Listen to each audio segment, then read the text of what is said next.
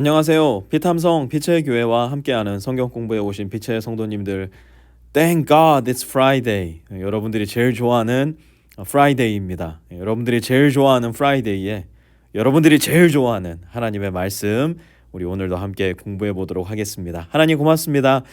이렇게 좋은 금요일 허락해 주시고 또 이렇게 좋은 하나님 말씀 오늘도 함께 공부하고 하나님의 말씀을 우리 마음에 새길 수 있는, 또 우리 삶 가운데 우리 발 앞에 등불로 삼을 수 있는 기회를 주셔서 감사를 드립니다.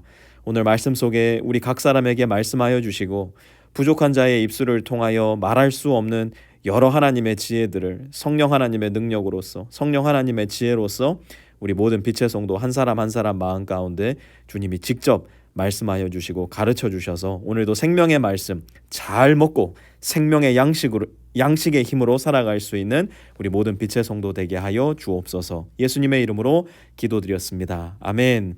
오늘은 16절부터 30절까지 함께 공부해 볼 텐데요. 16절 함께 보도록 하겠습니다. 34장 16절입니다. 요벌은 어른께서 슬기로우신 분이면 내가 하는 이 말을 깊이 생각해 보시기 바랍니다. 내가 하는 말을 귀담아 들으시기 바랍니다. 요벌은 아직도 의로우신 하나님을 비난하십니까? 하나님이 정의를 싫어하신다고 생각하십니까? 그러면서 엘리후는 34장 16절에서부터 마지막 절까지 걸쳐서 하나님의 정의가 어떻게 이 세상 가운데 보여지고 있는가 이야기를 하고 있습니다. 18절 함께 보시죠.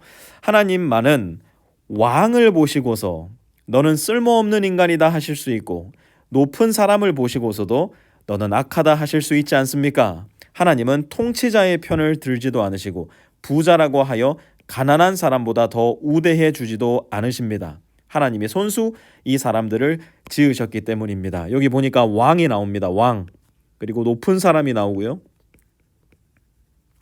통치자가 나옵니다. 더 나아가 부자가 나옵니다. 그리고 여기에 반대점에 서는 사람으로서 가난한 사람이 등장을 합니다. 여러분, 왕과 높은 사람, 통치자, 부자를 대하는 우리의 마음과 가난한 사람을 대하는 우리의 마음이 어떨까요? 왕을 볼 때, 대통령을 볼 때, 높은 고위 공무원들을 볼 때, 이 나라의 위정자들을 볼 때, 잘 사는 사람을 볼 때 느끼는 마음과 저 사우스 달라스에 있는 다리 밑에서 힘겹게 살아가는 홈리스들을 보는 우리의 눈이 분명히 다를 거예요. 어쩔 수 없이 우리는 다를 수밖에 없을 겁니다. 그런데 하나님은요? 하나님은 차별이 없으세요. 하나님의 정의는 어떤 정의냐? 차별이 없는 정의라는 거예요. 그 어떤 사람을 보든, 또 얼마나 초라하고 비루한 사람을 보든 관계없이 하나님은 차별이 없으신 정의로운 하나님이라고 엘리후는 이야기를 하고 있습니다. 21절에서 25절도 보시면요. 참으로 하나님의 눈은 사람의 일거수일투족을 살피시며 그의 발걸음을 낱낱이 지켜보고 계십니다. 악한 일을 하는 자들이 하나님을 피하여 숨을 곳이 없습니다. 흑암 속에서도 숨을 곳이 없고 죽음의 그늘이 드리운 곳에도 숨을 곳은 없습니다. 사람이 언제 하나님 앞으로 심판을 받으러 가게 되는지 그 시간을 하나님은 특별히 정해주지 않으십니다. 하나님은 집권자를 바꾸실 때도 이를 미리 조사하지 않으십니다. 하나님은 그들이 한 일을 너무나도 잘 아시기 때문입니다. 무엇이라고요? 하나님은 그들이 한 일을 너무나도 잘 아신대요. 하나님의 정의는 어떤 정의냐? 정확하신 정의예요. 한번 잘 보세요. 21절에 보니까요. 일거수일투족이라는 말이 등장을 합니다. 흑암, 죽음의 그늘, 그리고 이 모든 것들을 뭐라고요? 25절 너무나도 잘 아심이라고 이야기를 하고 있습니다. 모든 사람의 일거수일투족을 살필 뿐만 아니라 어두운 곳에서도, 여러분 아무리 뛰어난 탐정이고 형사라고 해도요, 어두우면 안 보이는 겁니다. 그런데 하나님은요, 이 흑암 속에서도 모든 것을 정확하게 보시는 분, 심지어 죽음의 그늘, 아무도 가고 싶지 않은 그곳에서도 하나님은 무슨 일이 일어나고 있는지를 정확하게 아시기 때문에 하나님의 정의는 정확하다 이야기를 하고 있는 겁니다. 26절부터 28절도 한번 볼까요? 하나님은 사람들이 보는 곳에서, 어떤 곳에서요? 보는 곳에서 악인들을 처벌하십니다. 그들이 하나님을 따르던 길에서 벗어나고 하나님이 지시하시는 어느 길로도 가지 않기 때문입니다. 그래서 가난한 사람들의 하소연이 하나님께 다다르고 살기 어려운 사람들의 부르짖음이 그분께 들리는 것입니다. 하나님의 정의는 어떤 정의냐? 분명하심이에요. 분명하심. 정확하실 뿐만 아니라 분명하게 드러난다는 거예요. 어디 저기 하나님께서 악한 사람들 따로 데리고 가셔가지고 많은 사람들이 보지 못하도록 깜깜하도록 이 사람들을 심판하시고 이 사람들을 정죄하시는 것이 아니라 하나님의 정의는 모든 사람들이 다 분명하게 볼 수 있게끔 분명하게 임하시는 정의라는 겁니다. 이어서 29절 30절 보면요. 그러나 하나님이 침묵하신다고 하여 누가 감히 하나님을 비난할 수 있겠습니까? 바로 이 지점이 욥이 고민하고 욥이 하나님 앞에 탄원했던 부분이에요. 때때로 하나님의 정의는 침묵하십니다. 그런데 엘리후는 무엇이라고 이야기를 합니까? 하나님이 숨으신다고 하여, 다른 말로 하면요, 하나님이 다시 한번 침묵하신다고 하여 누가 그분을 비판할 수 있겠습니까? 경건하지 못한 사람을 왕으로 삼아서 고집센 민족과 백성을 다스리게 하신들 누가 하나님께 항의할 수 있겠습니까? 엘리후는 분명히 이야기합니다. 그분을 누가 비판할 수 있겠는가? 다른 말로 하면요, 비판할 수 없다는 거예요.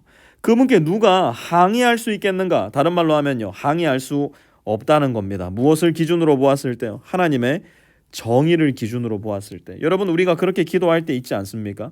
하나님의 심판이 지금 이 자리에 바로 임하게 하여 주십시오. 하나님의 정죄가, 또한 하나님의 정의가 하루속히 이 땅 가운데 임하게 하여 주십시오. 우리 기도할 때 있지 않습니까?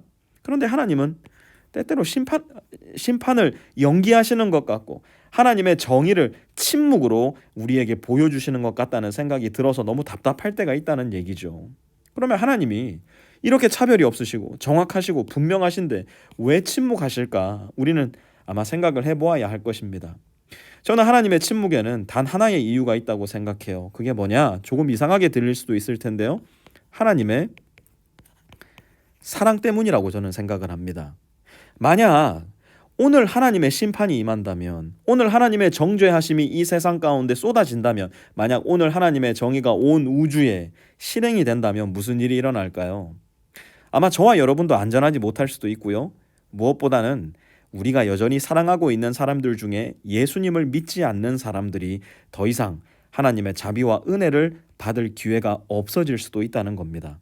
하나님이 여전히 그분의 심판을 보류하시는 이유, 하나님이 여전히 그분의 정의를 침묵하시는 이유는 무엇이냐? 그것은 다른 의미로는 하나님의 사랑을 모든 곳 가운데 여전히 펼쳐나갈 기회를 저와 여러분에게 주고 계시다는 의미일 수도 있을 거예요. 우리가 여전히 이 세상을 살아갈 때 하나님을 알지 못하는 사람들, 예수님을 믿지 않는 사람들, 우리 주변에 여전히 많이 있지 않습니까?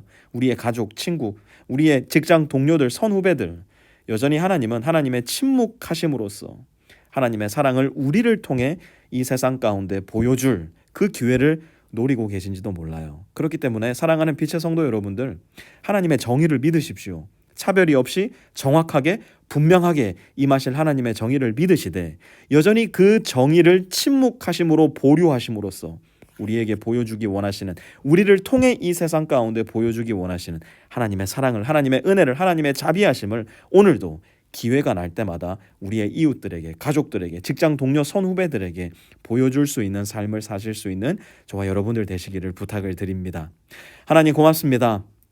하나님의 정의에 대해서 배울 수 있는 시간을 주셔서 감사드리고, 하나님의 정의를 여전히 침묵으로 보류하고 계신 이유를 또한 가르쳐 주심에 감사를 드립니다. 우리를 이 세상의 빛과 소금으로 삼으셨으니 하나님의 침묵하시는 이때에, 하나님의 은혜가 여전히 익스텐되어 나가기를 원하시는 이때에 우리를 사용하셔서 이 세상 가운데 하나님의 사랑과 자비와 은혜로우심을 마음껏 보여줄 수 있는, 하나님 앞에 쓰임받는 우리가 될 수 있도록 주님 은혜 베풀어 주시옵소서. 예수님의 이름으로 기도드렸습니다. 아멘.